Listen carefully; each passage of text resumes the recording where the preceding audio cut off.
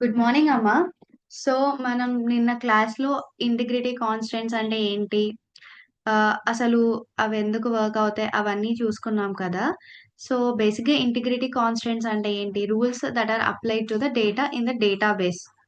అంటే ఒక డేటాకి సంబంధించిన రూల్స్ అన్ని కూడా ఏవైతే ఉంటాయో అవన్నీ డేటాబేస్లో అప్లై చేసేదాన్నే ఇంటిగ్రిటీ కాన్స్టెంట్స్ అంటాం. అంటే ఒక కన్సిస్టెన్సీ కానీ యాక్యురసీ ఇవన్నీ ఉండడానికి. అంటే ఆల్సో ఇంకా ఏంటంటే కరప్టెడ్ లేదంటే ఇంకా కన్సిస్టెంట్ లేదా డేటా రిడెండెన్సీ ఇలాంటివి ఏమి రాకుండా ఉండడానికి ఈ ఇంటిగ్రిటీ కాన్స్టెంట్స్ అని వాడతాం మనం. అండ్ ఆల్సో ఈ ఇంటిగ్రిటీ కాన్స్టెంట్స్ లో కొన్ని టైప్స్ ఉన్నాయి.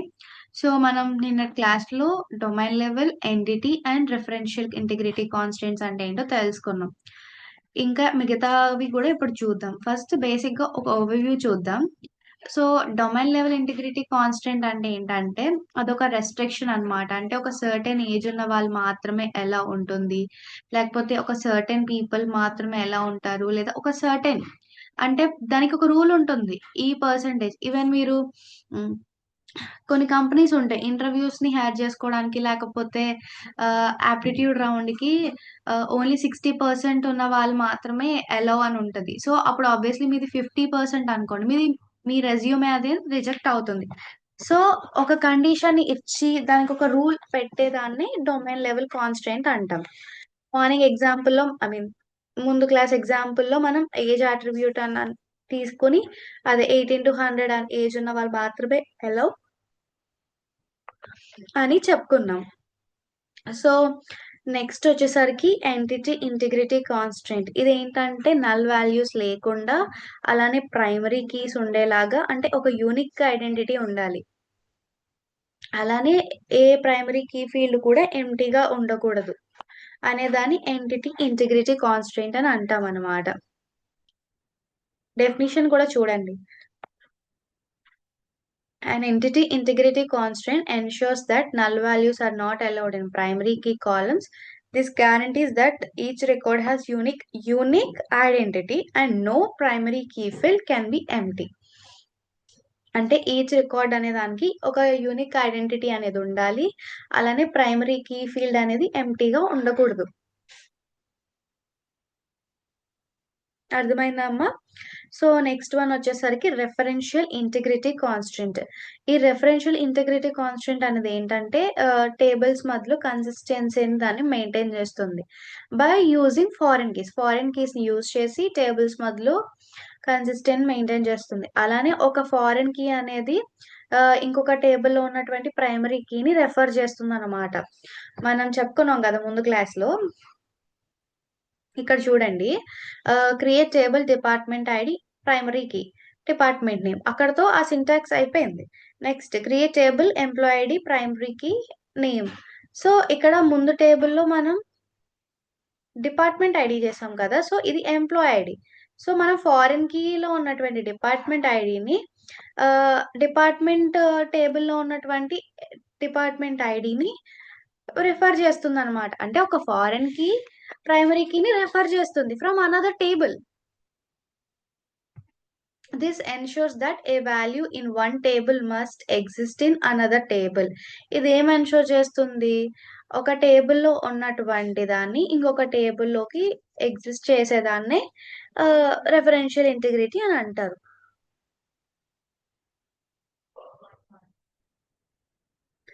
నెక్స్ట్ వన్ వచ్చేసరికి చెక్ కాన్స్టెంట్. ఈ చెక్ కాన్స్టెంట్ ఏంటంటే స్పెసిఫై చేస్తుంది అనమాట ఒక కండిషన్ ని. అంటే అది ఫస్ట్ సాటిస్ఫైడ్ అయిపోవాలి.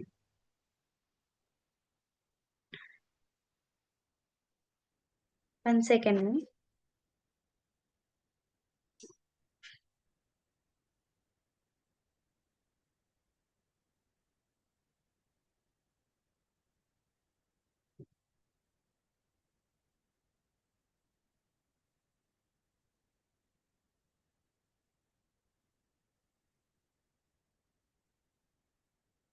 సో ఈ చెక్ కాన్స్టెంట్ అనేది ఏం చేస్తుంది అంటే కండిషన్ ని వ్యాలిడేట్ చేస్తుంది. దేంట్లో కాలమ్ లో ఉన్నటువంటి వాల్యూస్ ని వ్యాలిడేట్ చేస్తుంది. ఒకసారి చూడండి అమ్మా. Check constraint. A check constraint specifies a condition.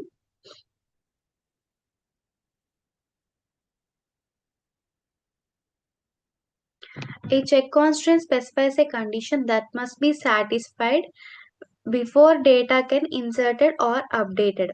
అంటే ఈ చెక్ కాన్స్టెంట్ అనేది స్పెసిఫై చేస్తుంది ఒక కండిషన్ని. ఏంటి? డేటా అనేది సాటిస్ఫై అవ్వాలి. ఎప్పుడు? Before inserting and before inserting the day I mean inserted or updated చేసే ముందు. అంటే అప్డేట్ చేసే ముందు ఆర్ డిలీట్ చేసే ముందు ఆర్ ఏదో ఒకటి అది చేసే ముందు. సారీ అమ్మ. ఇన్సర్ట్ ఆర్ అప్డేట్ చేసే ముందు ఆ చెక్ కాన్స్ట్రెయింట్ లో ఉన్నటువంటి కండిషన్స్ అనేవి సాటిస్ఫై అవ్వాలి అనమాట. ఓకేనా అమ్మా? ఇంకా క్లియర్ గా చెప్పాలంటే ఎన్షూర్ చేస్తుంది. ఏంటి? వాల్యూస్ అనేది సాటిస్ఫై అయినాయా లేదా ఒక కండిషన్ కి. అంటే ఒక పర్టికులర్ కండిషన్ కి ఆ వాల్యూస్ అనేవి సాటిస్ఫై అయినాయో లేదో చెక్ చేసేదాన్నే చెక్ కాన్స్టెంట్ అని అంటాం. ఫర్ ఎగ్జాంపుల్, ఇప్పుడు ఒక ఎంప్లాయీ శాలరీ చెక్ చేయాలి. ఎంత? Check salary of employee 10,000. అప్పుడు ఒక ఎంప్లాయీ శాలరీ 5,000 ఉందనుకోండి. మీరు ఇచ్చిన వాల్యూ ఎంత? 10,000. సో అది సాటిస్ఫై అయినట్టు కాదు కదా. It is not satisfied with the salary. So obviously అది అప్రూవ్ అవ్వదు. అర్థమైందమ్మా? ఇప్పుడు ఎలా అంటే, ఇప్పుడు ఒకసారి మీరు ఇది చూడండి.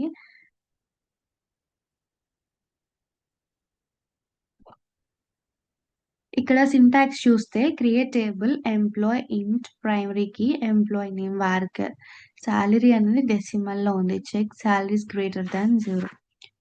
అంటే ఇక్కడ ఏం ఎన్షూర్ చేస్తుంది? సాలరీ అనేది 0 కంటే గ్రేటర్ అని మేక్ షూర్ చేసుకుంటుంది. అర్థమైందమ్మా? ఏంటంటే వాడిచ్చిన వాల్యూస్ అనేవి ఆ కండిషన్ కి సాటిస్ఫై అవుతున్నాయా లేదా అనేదాన్ని చెక్ చేసుకునే దాన్నే ఈ చెక్ కాన్స్ట్రెయింట్ అని అంటాం మనం. ఓకేనా అమ్మా? నెక్స్ట్ వచ్చేసరికి యూనిక్ కాన్స్ట్రెయింట్.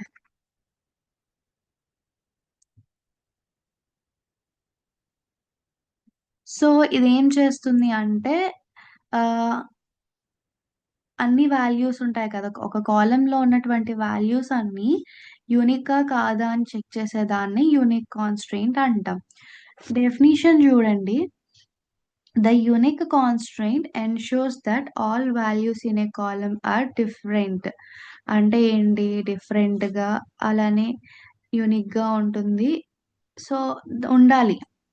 అంటే కాలమ్ లో ఉండేటువంటి వాల్యూస్ అన్నిటిని యూనిక్ గా ఉంచేదాన్నే యూనిక్ కాన్స్ట్రెయింట్ అని అంటారు. దీంట్లో ఏంటంటే డూప్లికేట్స్ అనేవి ఎలా అవుతుంది? సారీ. డూప్లికేట్స్ అనేవి ఎలా ఉండదమ్మా? అంటే లైక్ డూప్లికేట్ ఆధార్ నంబర్స్ ఎలా రిజెక్ట్ చేస్తారు? లేకపోతే డూప్లికేట్ వాల్యూస్ ఎలా రిజెక్ట్ చేస్తారు? అలా. సో దాన్ని యూనిక్ కాన్స్ట్రెయింట్ అని అంటాం. ఇంకా నేను ముందు క్లాస్‌లో చెప్పినప్పుడు కొన్ని యాడ్ చేయలేదు అని చెప్పాను కదా. సో దాంట్లో కొన్ని ఏంటంటే నాట్ నల్ కాన్స్టెంట్. ఇదేంటంటే ఈ నాట్ నల్ కాన్స్టెంట్‌లో బేసిక్‌గా నేను నాకు స్క్రిప్ట్ నేను ఇంకా యాడ్ చేయలేదు. బట్ నేను ఓరల్‌గా చెప్తాను. మీరు అర్థం చేసుకోండి.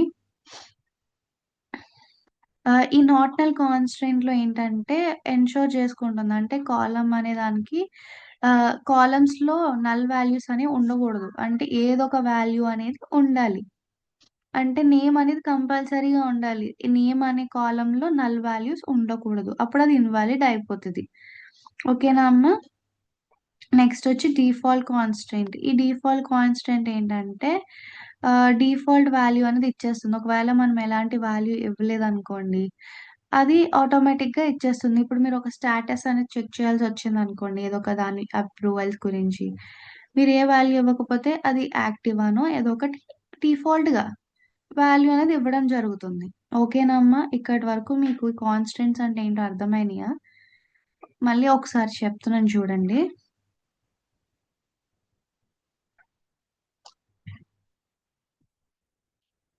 డొమైన్ లెవెల్ ఇంటిగ్రిటీ కాన్స్టెంట్స్ అంటే ఏంటి?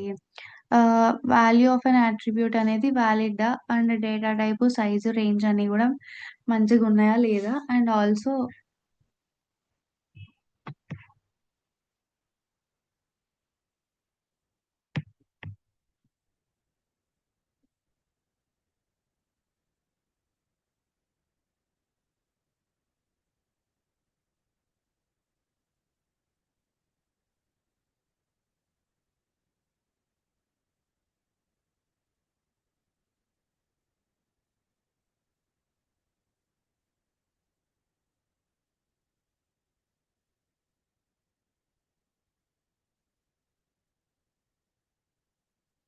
యాహ్! అమ్మ.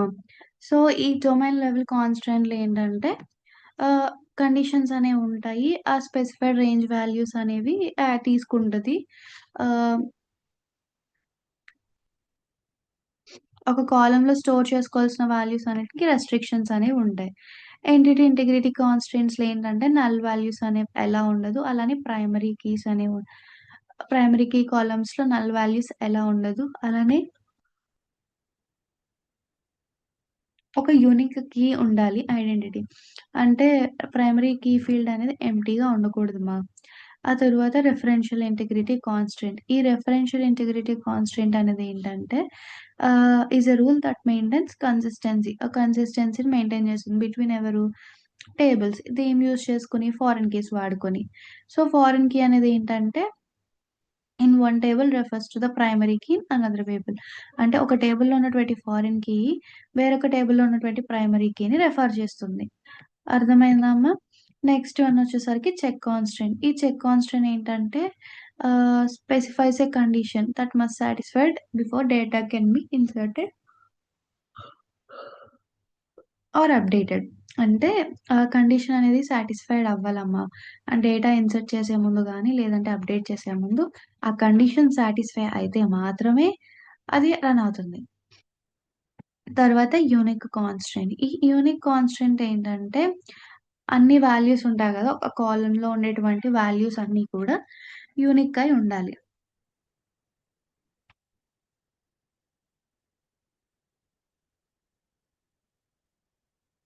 ఆ తరువాతొచ్చేసరికి default value I mean sorry default constant అంటే ఏంటి?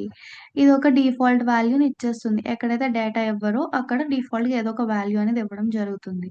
అలానే నాట్ నల్ ఏంటంటే దీంట్లో కాలమ్స్‌లో నల్ వాల్యూస్ అనేవి ఉండకూడదు. ఏదో ఒక డేటా అనేది ఎంటర్ చేసి ఉండాలనమాట.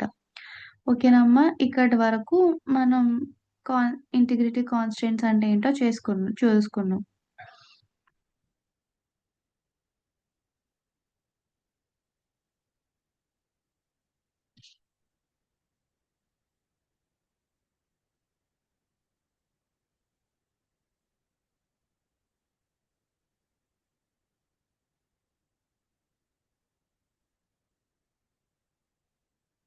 నెక్స్ట్ వన్ వచ్చేసరికి న్యూ టాపిక్ అమ్మ. సో, మీకు యూనిక్ కాన్స్ట్రెయింట్ సారీ నేను మీకు సింటాక్స్ చెప్పలేదు.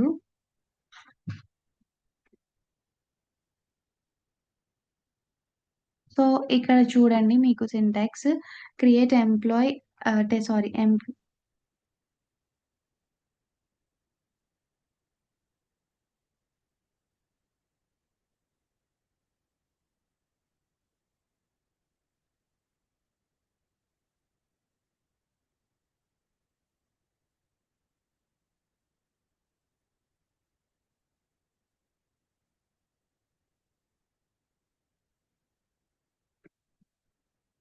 So, create table employee ID int primary key employee name varchar and employee email అనేది యూనిక్. సో, ఒక్కొక్కరు ఈమెయిల్ అనేది సేమ్ ఉండదు గదా! యూనిక్‌గా ఉంటాయి. అంటే డిఫరెంట్‌గా ఉంటాయన్నమాట. సో, అలా అవుతుంది.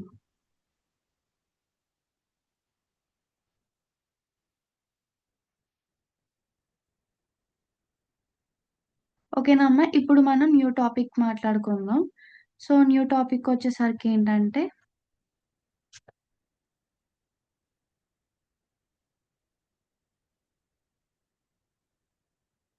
యాహ్! ఇప్పుడు మన న్యూ టాపిక్ వచ్చేసరికి జాయిన్స్ అన్నమాట. సో, ఈ జాయిన్స్ అంటే ఏంటనేది మనం తెలుసుకుందాం. అసలు ఈ జాయిన్స్ ఎలా వర్క్ చేస్తాయి? ఆహ్, దేనికి వాడతాము? ఎందుకు వాడతాము? అనేది కూడా నేను ఈ క్లాస్‌లో మీకు ఎక్స్‌ప్లెయిన్ చేస్తాను.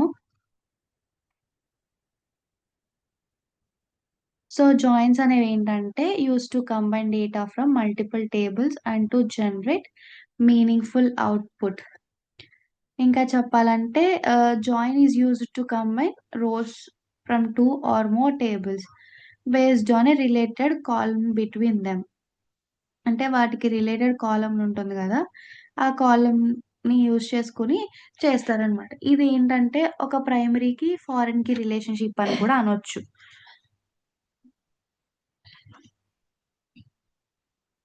ఓకేనా అమ్మ?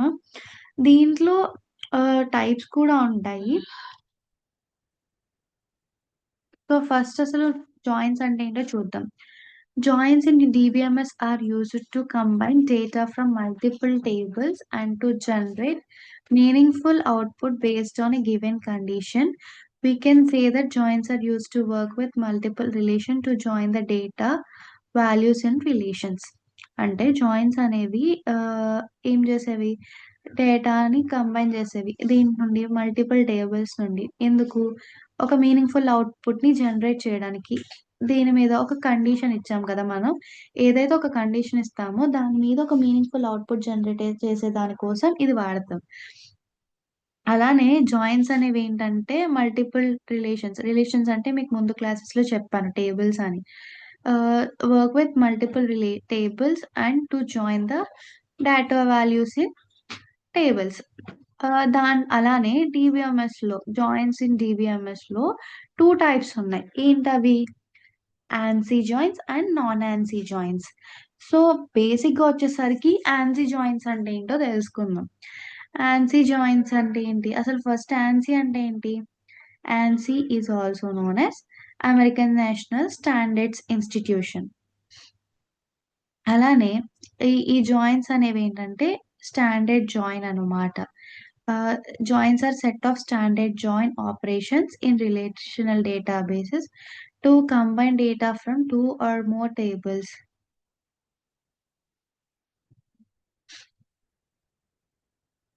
సో, ఇక్కడేంటంటే జాయిన్స్ అనేవేంటంటే ఒక సెట్ ఆఫ్ స్టాండర్డ్ ఆపరేషన్స్ అనమాట. దేంట్లో యూజ్ చేస్తారంటే రిలేషనల్ డేటాబేసెస్‌లో యూజ్ చేసి ఆహ్, కంబైన్ చేస్తాయి. ఏంటి?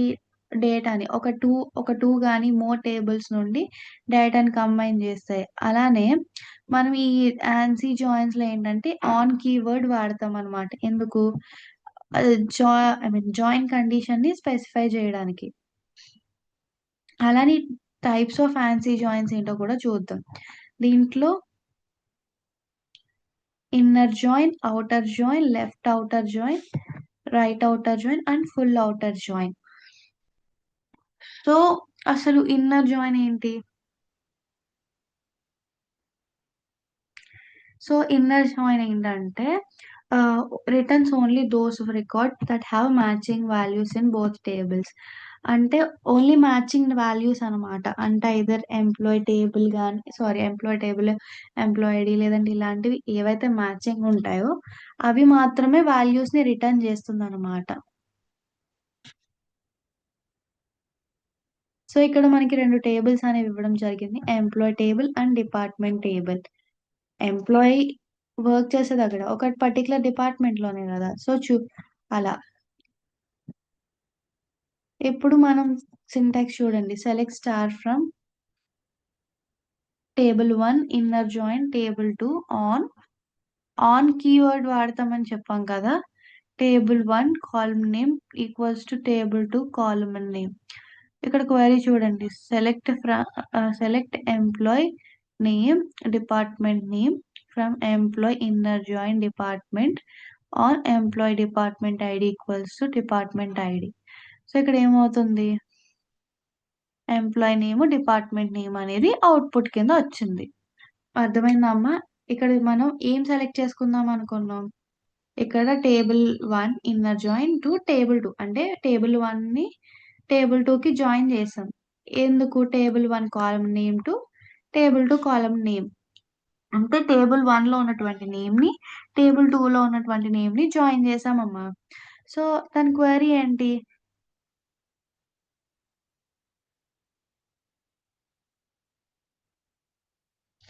సో క్వెరీ చూడండి. Select employee name, department name from employee inner join అంటే రెండింటిని కలపడం. డిపార్ట్మెంట్. సో ఈ డిపార్ట్మెంట్‌లో on department ID equals to employee department ID equals to department ID. So అప్పుడు మనకి రిజల్ట్ ఏమొస్తది? ఎంప్లాయీ నేమ్స్ అని డిపార్ట్మెంట్ నేమ్స్. ఓకేనా అమ్మ? నెక్స్ట్ వన్ వచ్చేసరికి ఔటర్ జాయిన్స్. ఔటర్ జాయిన్స్‌లో ఏంటంటే all records from one table are return along with matching records from other table.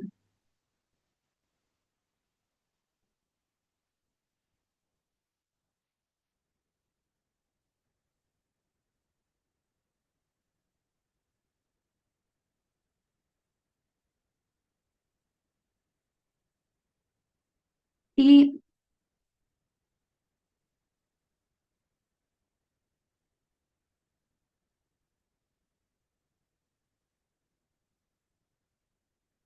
So ఈ ఔటర్ జాయిన్ ఏంటంటే matching and non matching rows ని return చేస్తుంది అనమాట.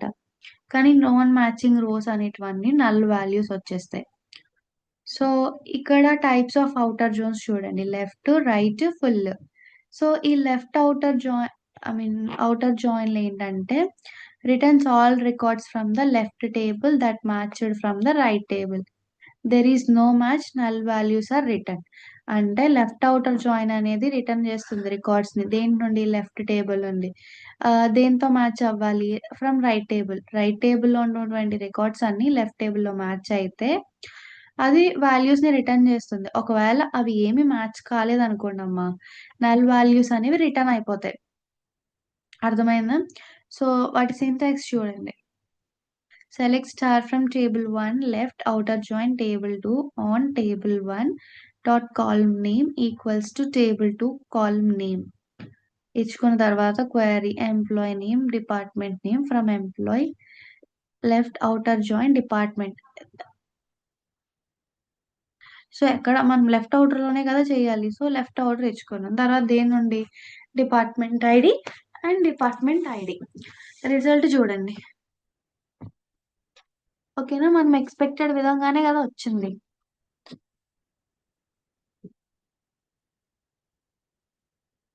ఆ తర్వాత రైట్ ఔటర్ జాయిన్ అమ్మా.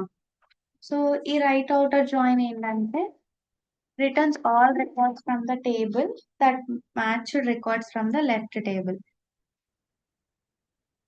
అంటే రైట్ టేబుల్ లో ఉన్నటువంటి రికార్డ్స్ లెఫ్ట్ టేబుల్ లో ఉన్నటువంటి రికార్డ్స్ మ్యాచ్ అయితే అది వాల్యూస్ ని రిటర్న్ చేస్తుంది. లేదు అనుకోండి, నల్ వాల్యూస్ అనేవి రిటర్న్ అయిపోతాయి. సింటాక్స్ చూడండి. Select star from table 1 right outer join table 2 on table 1 column name equals to table 2. Query select చేసుకున్నాం.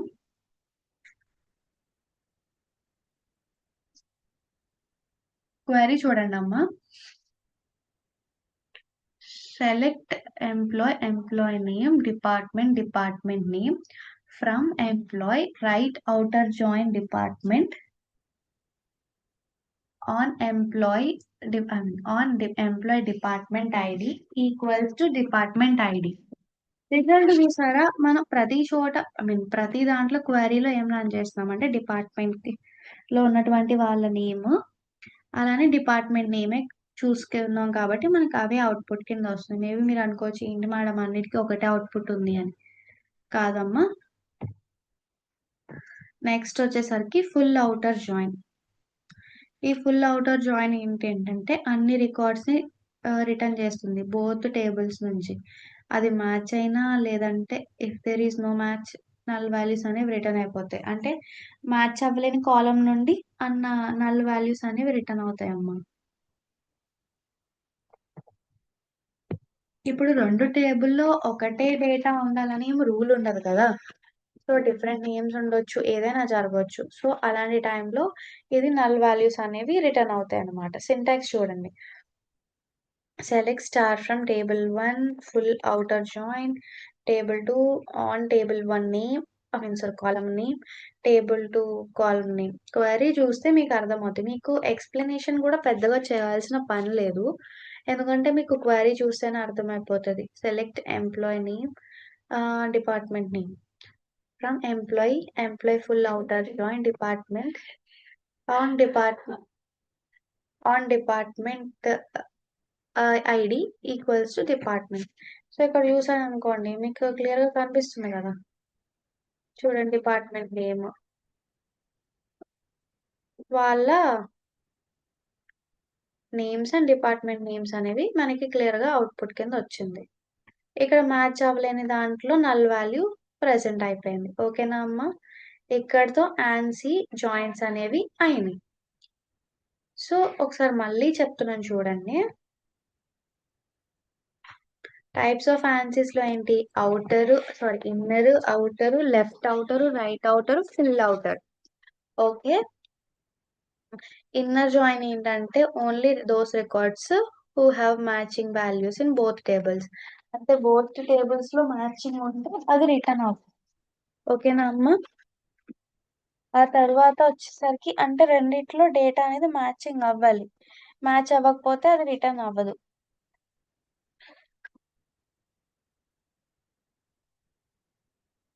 సో దాని సింటాక్స్ చూసుకుంటే from select from table 1 inner join చేయాలి. టేబుల్ 2 తర్వాత call on table 1 column table 2 తర్వాత query. ఆ తర్వాత employ name, department name. From employ చేస్తాం, inner join department చేస్తాం. ఆ తర్వాత డిపార్ట్మెంట్ ఐడి ఇచ్చుకున్న తర్వాత మనకి ఎంప్లాయ్ నేమ్ అనేది రిజల్ట్ కింద వస్తుంది. Employee name, department name.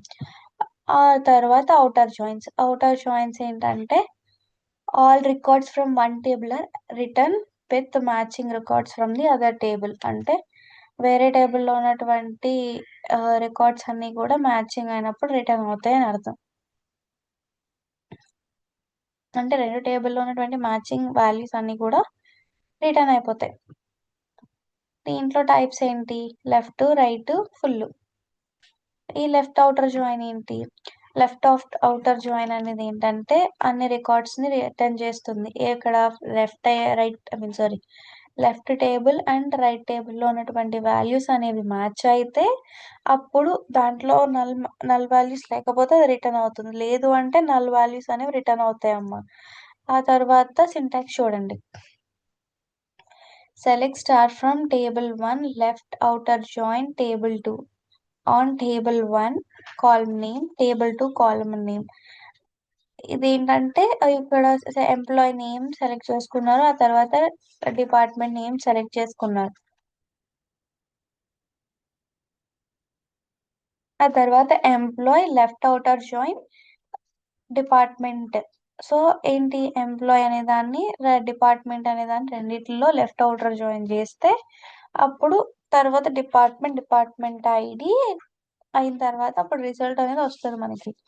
Employee name అని డిపార్ట్మెంట్ నేమ్. ఆ తర్వాత right outer join. Right outer join అంటే ఏంటంటే అన్ని రికార్డ్స్ రిటర్న్ చేస్తుంది అనమాట ఒక రైట్ టేబుల్ నుండి. అంటే all records from the right table and the match records from the left table. అంటే రైట్ అవుటర్ జాయిన్ లో ఉన్నవిని లెఫ్ట్ అవుటర్ జాయిన్ లో ఉన్నవి మ్యాచ్ అయినాయి అనుకోండి, వాల్యూస్ అనేవి రిటర్న్ అవుతాయి. లేదు అనుకోండి నల్ వాల్యూస్ అనేవి రిటర్న్ అయిపోతాయి. సింటాక్స్ చూడండి. Select star from table 1 right outer join table 2 on table 1 column name equals to column 2 column name. Query చూసుకున్నట్లయితే select employee name, department name ఇచ్చిన తర్వాత from right outer join department ఇలా ఇచ్చిన తర్వాత values చూసుకుంటే మనకి తెలుస్తుంది. తర్వాత ఫుల్ అవుటర్ జాయిన్. ఈ సారీ అమ్మా, ఈ ఫుల్ అవుటర్ జాయిన్ అనేది అన్ని రికార్డ్స్ ని రిటర్న్ చేస్తుంది అన్ని బోత్ టేబుల్స్ నుండి. ఒకవేళ మ్యాచ్ అవ్వకపోయింది అనుకోండి, నల్ వాల్యూస్ అనేవి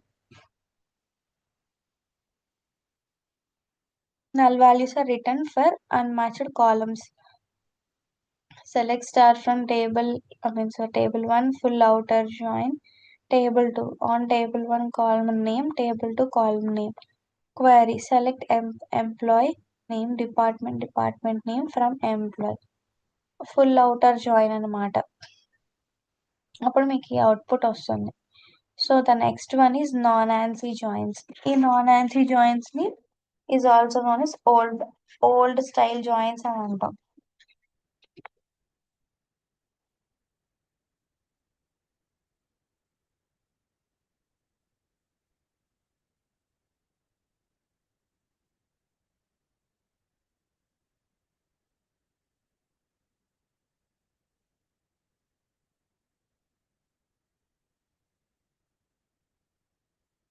సో ఈ నాన్ ఆన్సీ జాయిన్స్ లో ఏంటంటే మనం వేర్ కీవర్డ్ అనేది వాడతాం.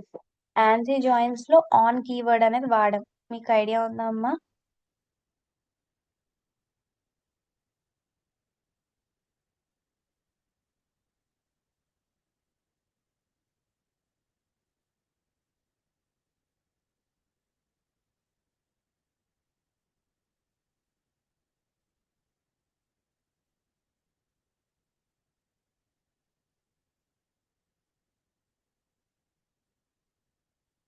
సో ఈ నాన్ ఆన్సీ జాయిన్ అనేది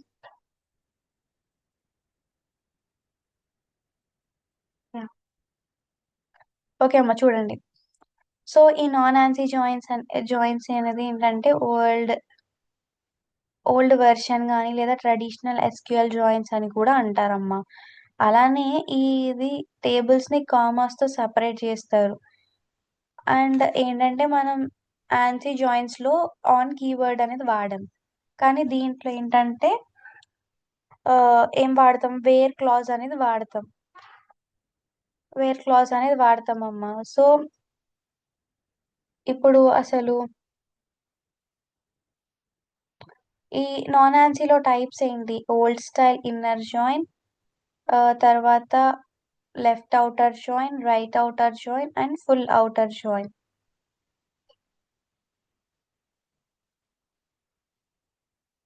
సో అసలు ఇవేంటో ఎలా ఉంటుందో చూసుకుందాం.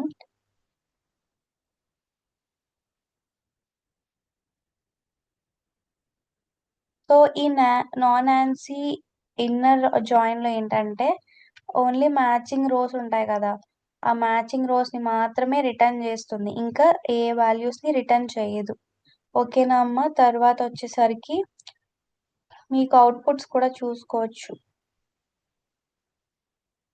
డిపార్ట్మెంట్ ఐడీస్ ఏవైతే అక్కడ మ్యాచ్ అయినాయో అవి మాత్రమే వచ్చాయి. ఓకేనా అమ్మా? తర్వాత సింటాక్స్ కూడా చూసుకోండి.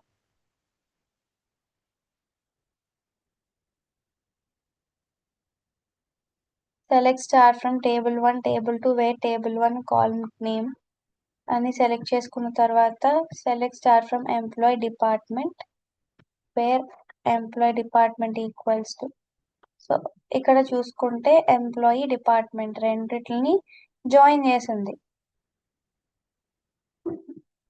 మీకు క్లియర్ గా టేబుల్ కనిపిస్తుంది కదా, చూడండి. ఎంప్లాయ్ టేబుల్ ఇది, డిపార్ట్మెంట్ టేబుల్, ఈ రెండింటిని జాయిన్ చేసిన దాన్ని ఇన్నర్ జాయిన్స్ అని అంటాం.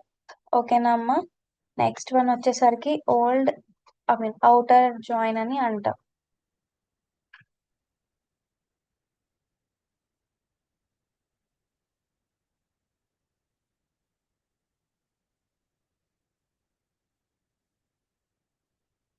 సో ఈ అవుటర్ జాయిన్ లో ఏంటి అంటే, 1 సెకండ్ మా.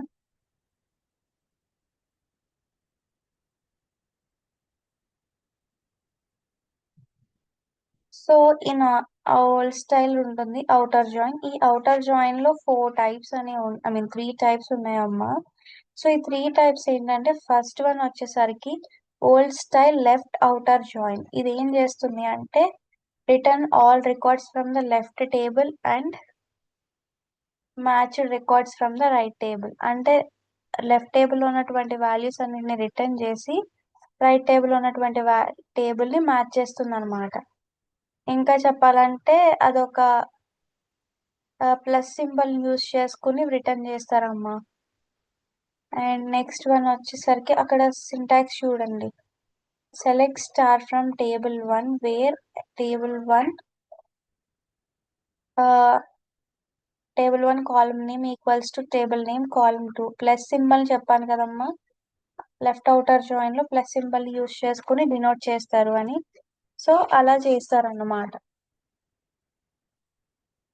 మీకు కావాలంటే క్వైరీ చూడండి. Select star from employ department where employ ID equals to department equals to department ID. So అప్పుడు ఆ రెండిటిని కంబైన్ చేసింది. నెక్స్ట్ వన్ వచ్చేసరికి old style right outer join. ఈ వరల్డ్ రైట్ అవుటర్ జాయిన్ అనేసరికి ఏంటంటే ఇది కూడా ప్లస్ సింబల్ ని చూసి డినోట్ చేస్తారు, కానీ లెఫ్ట్ టేబుల్లో, అంటే లెఫ్ట్ టేబుల్లో ఇది డినోట్ అవుతుంది. ఓకేనా అమ్మా? రైట్ టేబుల్లో అయితే రైట్ లోనే డినోట్ అయింది, కానీ లెఫ్ట్ టేబుల్కి వచ్చేసి లెఫ్ట్ టేబుల్లో రైట్ సైడ్ టేబుల్లో రైట్ టేబుల్ అయితే లెఫ్ట్ సైడ్. ఓకేనా? ఆపోజిట్ సైడ్స్ లో డినోట్ చేసుకుంటారు. ఇక్కడ కూడా 2 టేబుల్స్ ని కంబైన్ చేయడం అయితే జరిగిందమ్మా. ఓకేనా? చూడండి syntax. Select star from employee department wear employee department ID plus department ID. Results చూసుకోండి, మీకు అప్పుడే అర్థమవుతుంది.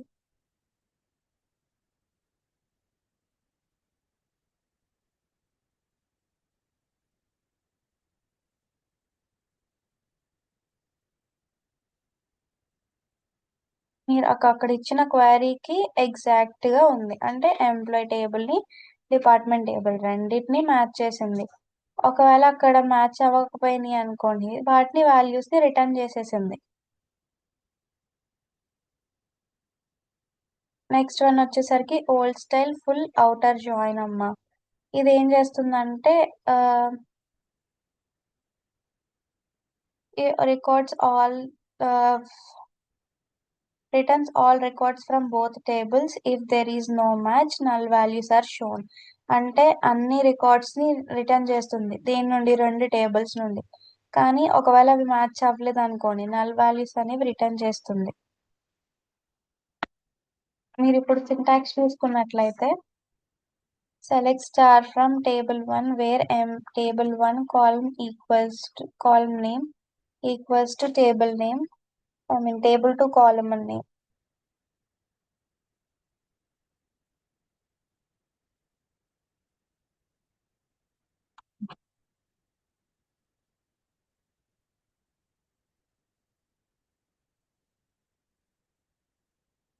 సో ఇక్కడ మీరు చూసుకున్నట్లయితే ఆ క్వైరీ మీకు అర్థమైతే రెండింటిని జస్ట్ కంబైన్ చేస్తుంది, అంటే జస్ట్ యాడింగ్ ద డేటా అన్నమాట.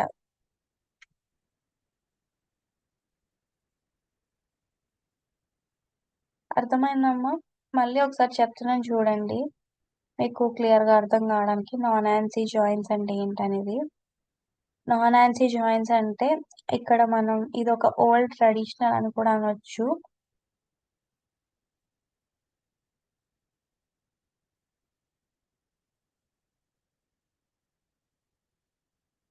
సో ఇది ఏంటంటే ఓల్డ్ ట్రెడిషనల్ అని కూడా అంటాము. అలానే ఏంటంటే ఇది ఫ్రమ్ క్లాస్ లో కాకుండా వేర్ క్లాస్ లో అనేది స్పెసిఫై చేస్తారు. ఆ, ఇంకా చెప్పాలంటే ఈ నాన్ ఆన్సీ అనేది ఒక traditional method of joining tables మా. సో ఇదేం చేస్తారంటే టేబుల్స్ అనేవి return in the from class లో రిటర్న్ అవుతాయి, అంటే కామర్స్ తో రిటర్న్ అవుతాయి అన్నమాట. ఈ జాయిన్ కండిషన్ అనేది ఏంటంటే స్పెసిఫై చేస్తుంది, ఎలాగా వేర్ క్లాజ్ ని వాడుకుని స్పెసిఫై చేస్తుంది. అసలు ఈ నాన్సీ క్యారెక్టరిస్టిక్స్ ఏంటంటే టేబుల్స్ ని కామర్స్ తో సెపరేట్ చేస్తుంది. అలానే కండిషన్స్ జాయిన్స్ అన్నిటిని కూడా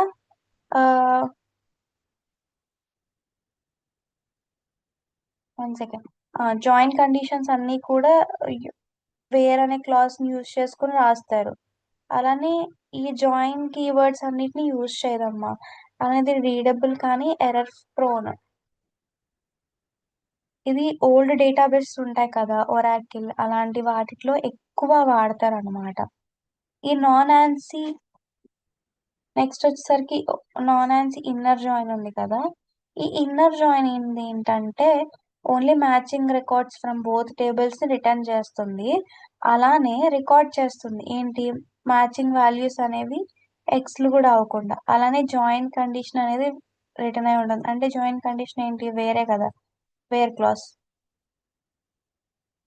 ఇంకా చెప్పాలంటే only rows that satisfy the join condition are included in the result. ఇంకా నాన్ ఆన్సీ అవుటర్ జాయిన్. ఇది అవుటర్ జాయిన్ లో ఏంటంటే returns matching and non matching records. Non matching values అనేవి ఫిల్డ్ విత్ నల్ వాల్యూస్. అలాంటిది plus operator తో use చేస్తారు. Next one వచ్చేసరికి left outer join మా. సో ఈ లెఫ్ట్ అవుటర్ జాయిన్ అనేది ఎందుకు వాడతారు, ఆల్ రికార్డ్స్ అన్నిటిని లెఫ్ట్ టేబుల్ నుండి రైట్ టేబుల్లో మ్యాచ్ అయినవి మాత్రమే రిటర్న్ చేసేదానికి వాడతాము. అలానే ఇది రైట్ టేబుల్లో ప్లస్ సింబల్ అనేది ప్లేస్ అయి ఉంటుంది. అలానే రైట్ అవుటర్ జాయిన్ అనేది ఆపోజిట్ ఆఫ్ లెఫ్ట్ టేబుల్. ఎలాగా, only returns all rows from the right table, rows from the left table appear only matching. Values అన్ని కూడా రైట్ రో నుండి రిటర్న్ అవుతాయి, కానీ ఒకవేళ లెఫ్ట్ టేబుల్లో ఉన్నటువంటివి ఏమైనా మ్యాచ్ అయితే అవి కూడా అపేర్ అవుతాయి. ప్లస్ సింబల్ అనేది లెఫ్ట్ టేబుల్లో యాడ్ అయి ఉంటుంది. అలానే non ANSI full outer join. Next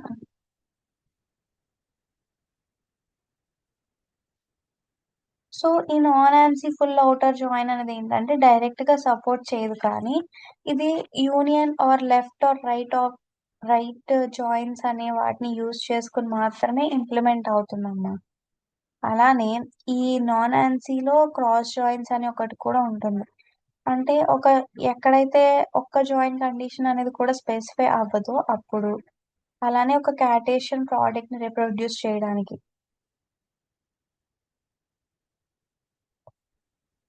అలానే నాన్ ఆన్సీ క్రాస్ జాయిన్ అనేది ఏంటంటే ఒకవేళ టేబుల్ అంటే ఏకి ఎం రోస్ ఉండి బికి ఎన్ రోస్ ఉన్నాయనుకోండి, రిజల్ట్ ఏమవుతుంది, ఎం ఇంటూ ఎన్ రోస్. ఇలాంటి వాటన్నిటికీ ఈ నాన్ ఆన్సీ క్రాస్ జాయిన్ అనేది యూజ్ అవుతుంది. కానీ నాన్ ఆన్సీ వల్ల కూడా కొన్ని డిసడ్వాంటేజెస్ ఉన్నాయమ్మా. ఏంటవి, అవి పూర్గా రీడబిలిటీ కానీ, చాలా మెయింటైన్ చేయడానికి కష్టంగా. ఒకవేళ మల్టిపుల్ టేబుల్స్ అనేవి ఇన్వాల్వ్ అయినాయి అనుకోండి, అదంతా కన్ఫ్యూజింగ్ అనిపిస్తుంది. ఒక ఫుల్ సపోర్ట్ అనేది డైరెక్ట్ గా ఉండదు, అంటే అవుటర్ జాయిన్ కి. అలానేది అంత పోర్టబుల్ అయితే కాదు మా.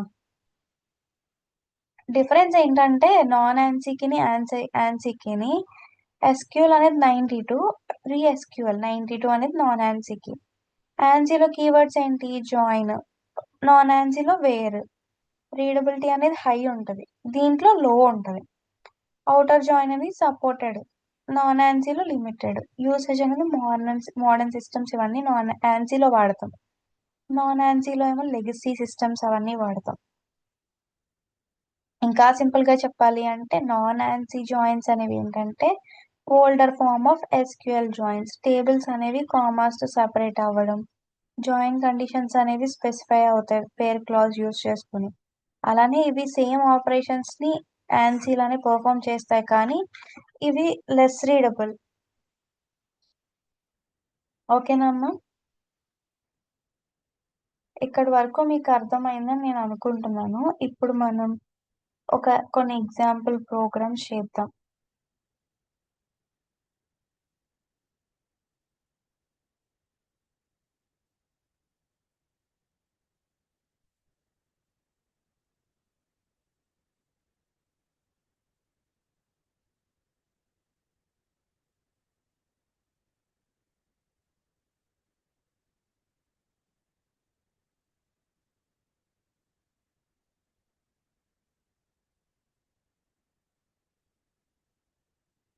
సో మనం ఒక ఆన్లైన్ ఎస్క్యూఎల్ కంపైలర్ ఉంటుంది కదా, అది యూజ్ చేసుకొని అప్పుడు మనం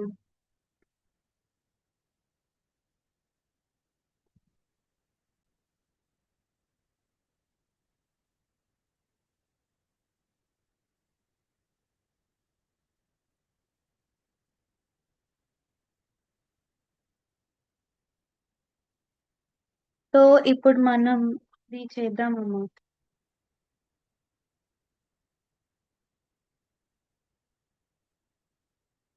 ఫ్యాన్సీ మీద జాయింట్స్ మీద కొన్ని ప్రోగ్రామ్స్ అనేవి చేద్దాం. సో ఫస్ట్ మనం టేబుల్స్ అనేవి క్రియేట్ చేసుకుందాం.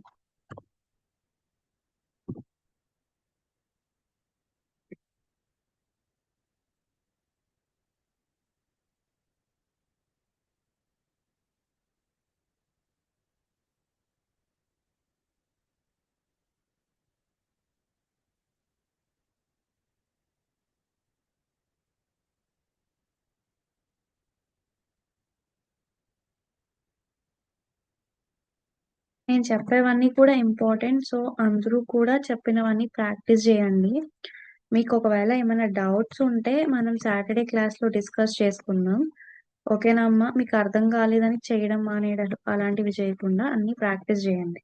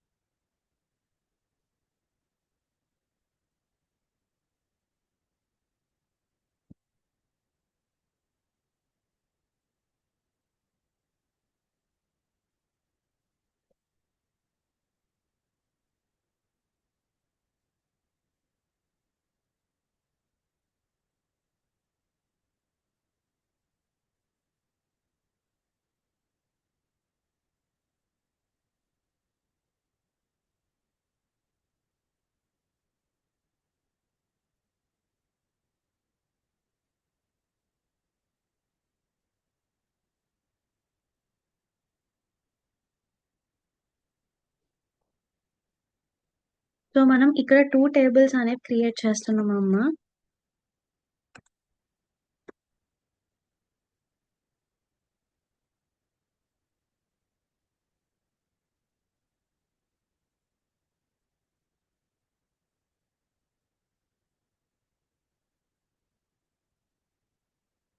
మనం ఇచ్చే ప్రతి నేమ్ కింద మనం varchar అనేది ఇవ్వడం మ్యాండేటరీ. ఓకే.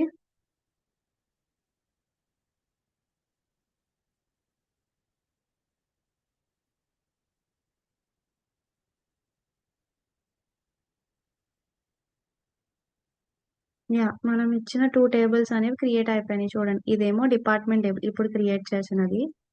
ఇందాక స్టూడెంట్ టేబుల్ 2 క్రియేట్ చేసేసాం కదా. సో ఇప్పుడు ఈ రెండు టేబుల్స్ లో మనం డేటా అనేది ఇన్సర్ట్ చేద్దాం.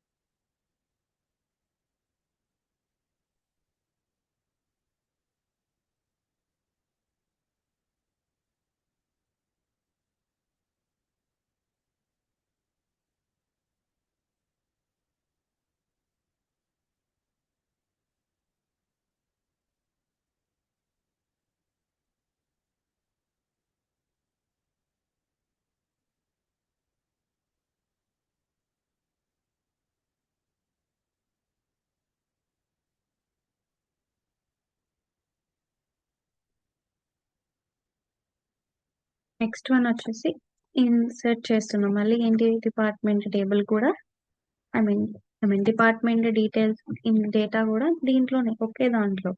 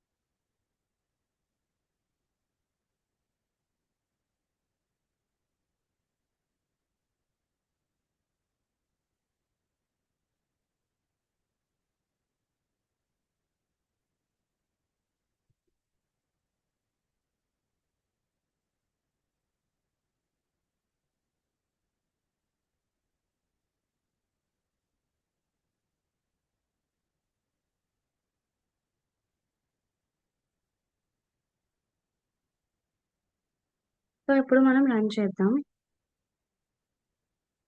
సో చూసారా టూ టేబుల్స్ లో ఏదైతే డేటా యాడ్ అవ్వాలో ఆ డేటాని ఇండివిజువల్ గానే యాడ్ అయిపోయింది. ఎక్కడా కూడా నో క్లమ్జీనెస్ చూసుకోండి.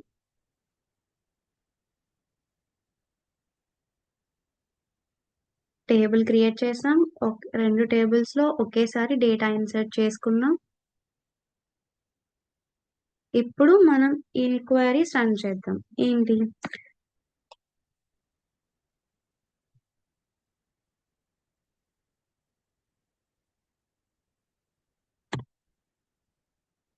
ఇన్నర్ జాయిన్ క్వైరీ రన్ చేద్దాం. So inner join query run చేద్దాం. నేను ఈ సింటాక్సెస్ ఈ క్వైరీస్ అన్ని కూడా మీకు ఇచ్చిన టేబుల్స్ మీకు ఇచ్చిన డాక్యుమెంట్ లో ఉన్నటువంటి క్వైరీని నేను రన్ చేస్తున్నాను.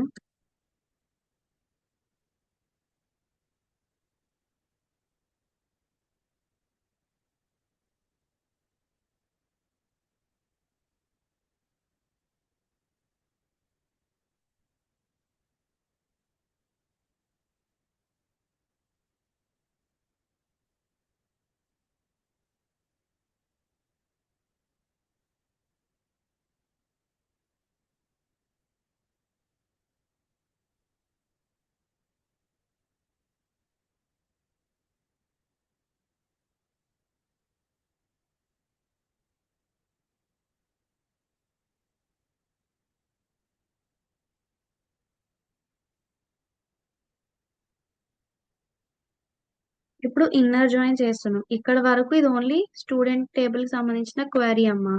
ఇప్పుడు డిపార్ట్మెంట్ టేబుల్ ని కూడా కలపాలి అంటే ఇన్నర్ జాయిన్ అని టైప్ చేయాలి. ఎవరితో? డిపార్ట్మెంట్ తో.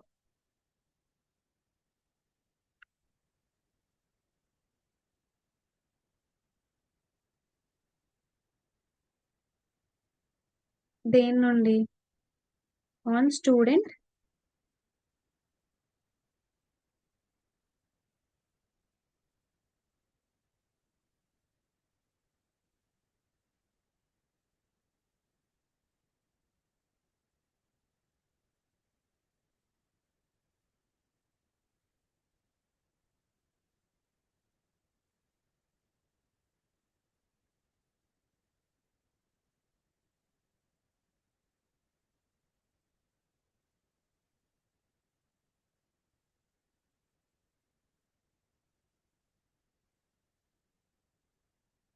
సో ఇక్కడ చూడండి, select student ID name department name from student inner join department ID. Okay, so చూడండి మ్యాచింగ్ అయిన డేటా మొత్తం మనకి డిస్ప్లే అయిందనమాట. మీరు ఇక్కడ డేటా కూడా చెక్ చేసుకోవచ్చు. డిపార్ట్మెంట్ ఐడి ఏదైతే మ్యాచ్ అయిందో ఆ డిపార్ట్మెంట్ నేమ్ డిస్ప్లే అవ్వాలి. సో చూసారు కదా, సిఎస్సి, ఈసీఈ, బీసీఏ. ఓకేనా అమ్మా? సో అలా టుమారో క్లాస్లో మనం మిగతా క్వైరీస్ కూడా రన్ చేద్దాం. ఓకేనా అమ్మా? సో ఎవరికైనా అర్థం కాకపోతే మీరు నన్ను నెక్స్ట్ క్లాస్లో అడగొచ్చు. I will explain you in detail. So ఇలా మనం ఇన్నర్ క్వైరీస్ అన్నీ కూడా చేసుకోవాలి. సో నేను నెక్స్ట్ క్లాస్లో మీతో ఎప్పుడైతే ఇంటరాక్ట్ అవుతానో అప్పుడు ఐ లాస్ట్ మిమ్మల్ని నేను చేయమంటాను టేబుల్స్ క్రియేషన్ ఇదంతా కూడా. సో మీరంతా కంపల్సరీ అన్ని క్లాసెస్ అటెండ్ అవ్వండి and make sure to practise the programs what I'm giving in the class. Okay, thank you మా.